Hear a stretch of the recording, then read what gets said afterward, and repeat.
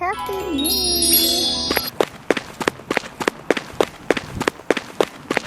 So, life update.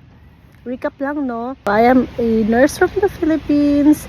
Came here in Finland 3 years ago, last 2023. Pathway ko ay practical nurse, no? January 2023, kami dumating dito ng batch namin. Then, September 2023, sumunod yung asawa ko dito via family ties. Fast forward now, meron na kaming daughter.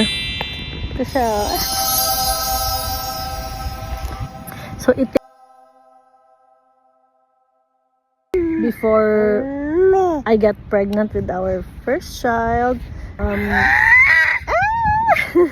at lahat yon natupad dito sa Finland. But it's another story for another day. It's another story for another day.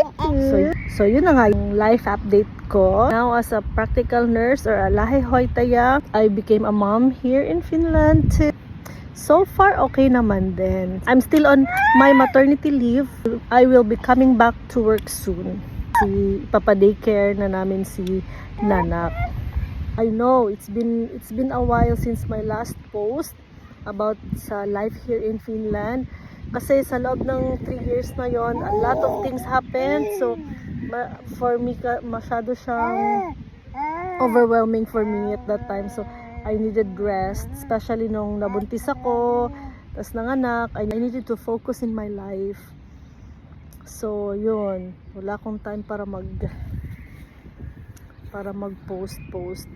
But, hopefully makapag-update naman ako sa mga, I can make updates about the life here in Finland as an OFW.